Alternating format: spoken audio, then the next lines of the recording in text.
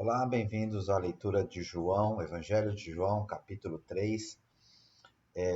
Só lembrando o seguinte, o intuito desse vídeo não é fazer um estudo aprofundado sobre o texto, não. É apenas uma leitura sobre o texto. Um estudo aprofundado, por exemplo, sobre João 3, requeriria, nem aprofundado na verdade intermediário, requeriria aí pelo menos 1 hora e 20, para a gente extrair um conteúdo muito mais profundo sobre esse texto. O que a gente pode fazer lá na frente, se os irmãos começarem realmente a ler o texto, a se encantar pelo texto e quiserem conhecer o que de fato está contido, de maneira a gente extrair lições práticas diárias para nós, para o Evangelho, para o Reino de Deus, para a vida, aí sim a gente pode marcar um encontro mais lá para frente para a gente começar a estudar isso de uma maneira um pouco mais aprofundada. Por enquanto, meu convite a vocês é para a gente vir e apenas ler o texto com pouquinhas explicações só para facilitar a compreensão dos irmãos, mas de uma maneira que os irmãos comecem a ter o contato com o texto, com os ambientes, com a geografia, com os humores, né, com a palavra, com o impacto, com as ações de Jesus, com aquilo que Jesus queria mostrar e de fato o que Jesus disse. Esse primeiro contato é imprescindível para a gente começar uma caminhada dentro da palavra de Deus, de um conhecimento um pouco mais aprofundado. Então, por enquanto, a gente só vai fazer uma leitura, que é o meu convite a vocês todo dia, tirar poucos minutinhos para fazer uma leitura e lá na frente, a gente, se os irmãos se manifestarem a favor, aí sim a gente pode voltar nesses textos e descer um pouco mais, se aprofundar um pouco mais. Bem, então vamos lá, João, capítulo 3. Havia um fariseu chamado Nicodemos, uma autoridade entre os judeus. Então, esse era um homem importante, era um homem da qual a sociedade via nele uma influência, uma liderança religiosa muito grande. E esse homem, me parece que ele desenvolve uma admiração por Jesus e pelo que Jesus estava fazendo. Como ele era um homem muito renomado, ele não podia publicamente estar do lado de Jesus, né? E aí ele resolve, versículo 2, ele veio a Jesus à noite e disse: Mestre, sabemos que ensinas da parte de Deus, pois ninguém pode realizar os sinais miraculosos que estás fazendo se Deus não estiver com ele.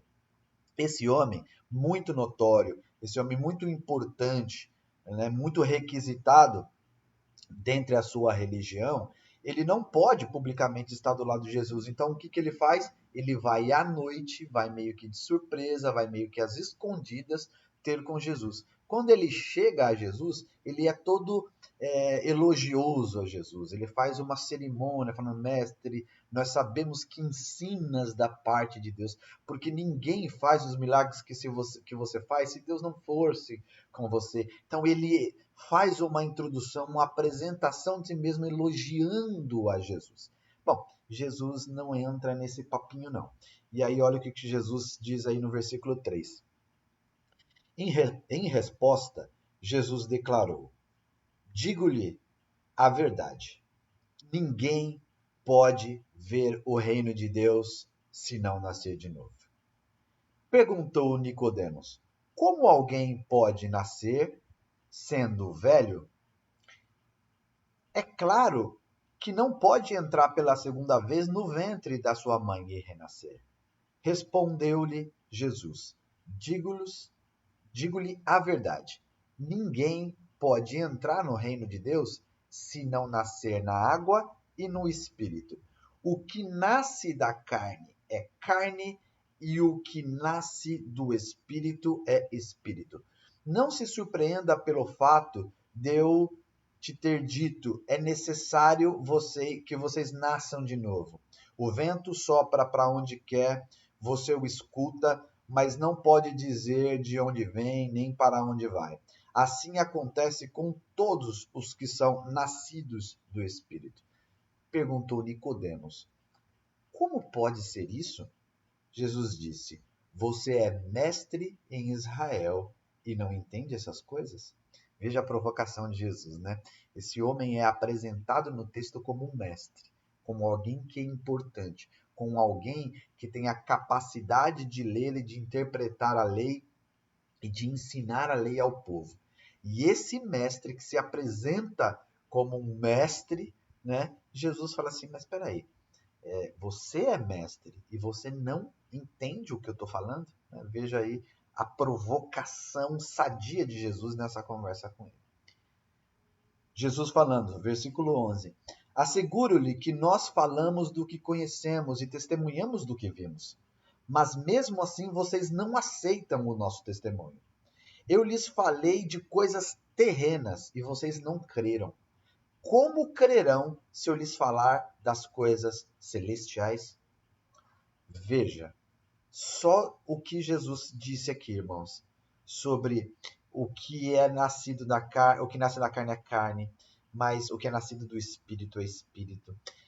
Que ninguém pode entrar no reino do céu se não nascer na água e no Espírito. Que ninguém pode entrar, pode ver o reino de Deus se não nascer de novo. Jesus falando que o vento sopra para onde quer, você escuta, mas você não consegue dizer de onde vem nem para onde vai. Assim são as coisas do Espírito. Só essas coisas dariam num estudo muito tempo, né? Mas veja que riqueza, que maravilha de ensinamentos que Jesus está trazendo aqui para a gente, né? Versículo 13: ninguém jamais subiu ao céu, a não ser aquele que veio do céu, o Filho do Homem. Da mesma forma como Moisés levantou a serpente no deserto, assim também é necessário que o Filho do Homem seja levantado.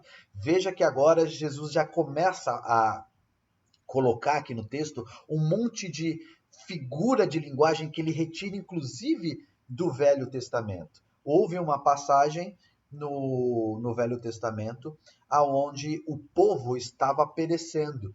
E para que o povo não perecesse, foi levantado uma serpente, levantaram uma haste no meio do deserto com uma serpente, e todo aquele que olhasse para esta serpente sairia daquele mal que estava instalado ali.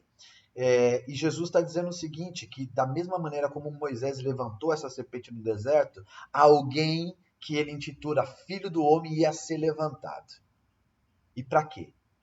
Versículo 15. Para que todo o que nele crê tenha a vida eterna. Isso é evangelho. Todo, irmão. Todo o que crê tem a vida eterna. Todo o que crê tem a vida eterna. O evangelho veio para todos. Todos. Versículo 16. Porque Deus amou... Aí o versículo que a gente ama, né? Porque Deus amou tanto o mundo que deu o seu Filho unigênito para que todo aquele que nele crer não pereça, mas tenha a vida eterna. Pois Deus enviou o seu Filho ao mundo, não para condenar, não para condenar, não para condenar o mundo, mas para que este fosse salvo por meio dele. Para que este fosse salvo. O interesse de Jesus não é condenar. O interesse de Jesus é salvar. O interesse da igreja não é condenar. O interesse da igreja é amar. O interesse da igreja é apresentar pessoas a Jesus para que elas se encantem por Jesus, para que Jesus se revelem a ela e elas sejam salvas. Isso é o interesse da igreja.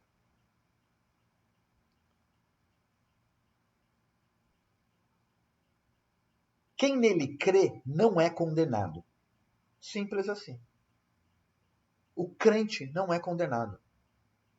Quem ainda está na sua cabeça com a questão, com a dúvida se é condenado ou não, se vai para o inferno ou não, nunca creu, nunca acreditou. Simples assim. Quem creu não é condenado. Não sou eu que estou dizendo, aqui, ó, versículo 18. Quem nele crê não é condenado. Mas quem não crê já está condenado, porque não crê no nome do Filho do unigênito de Deus. Simples assim. Você quer saber qual é o julgamento de Deus para o homem? É esse. Simples. Quem crê não está condenado. Quem não crê já está condenado. Não é que vai ser condenado. Já está condenado. Olha o julgamento. Versículo 19. Este é o julgamento. A luz veio ao mundo, mas os homens amaram as trevas e não a luz, porque as suas obras eram más. Os irmãos entendem isso? Olha o tanto de coisa que teria para falar, né? Mas veja, o julgamento é esse. A luz veio, os homens amaram, eles preferiram, eles se apegaram, eles se entregaram às trevas e não à luz. Quem praticou o mal odeia a luz e não se aproxima da luz. Simples assim. Temendo que as suas obras sejam manifestas. Mas quem pratica a verdade vem para a luz, para que se veja claramente as suas obras. Perdão, para que se veja claramente que as suas obras são realizadas por intermédio de Deus. Isso é o evangelho mais puro e básico e excelente de todos, irmãos. Quem pratica a verdade vem para a luz. É assim que acontece. Quem se aproxima de Jesus, à medida de que se aproxima e vai se aproximando dessa luz, vai sendo transformado. Quem não se aproxima não é transformado, simples assim.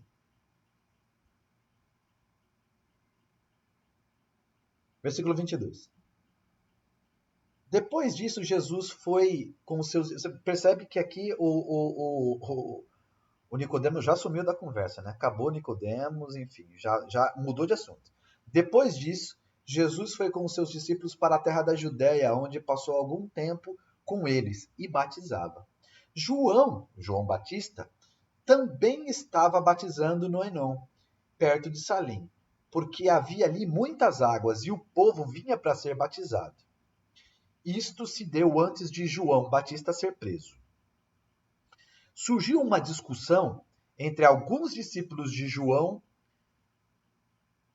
e um certo judeu a respeito da purificação cerimonial. Você veja o seguinte, Jesus foi para aquela região e ali perto João Batista também estava batizando, que era uma prática de João o Batista. Por que o Batista? Porque ele batizava, simples, dessa maneira, né? Ele estava batizando e, como os religiosos sempre gostam, eles tentam transformar tudo o que é ritual de vida em cerimonial religioso. Então eles entraram numa discussão com os discípulos de João Batista a respeito da purificação. Eles se dirigiram a João Batista e disseram: Mestre, aquele homem que estava contigo, aquele homem é Jesus, no outro lado do Jordão, do qual testemunhaste, está batizando e todos estão se dirigindo a ele. Isso aí já era um ciúmes daqueles que estavam seguindo e sendo batizados por João Batista. Eu falei: mestre, tá vendo aquele lá? Agora é ele que está batizando. Ele veio, foi batizado por você, agora ele está batizando? Então houve aí uma reclamação formal deles. E aí João Batista disse o seguinte: a isso João respondeu: uma pessoa só pode receber o que do céu é dado. Uma pessoa só pode receber o que lhe é dado do céu. Vocês mesmos são testemunhas do que eu disse. Eu não sou o Cristo, mas sou aquele que foi enviado diante dele.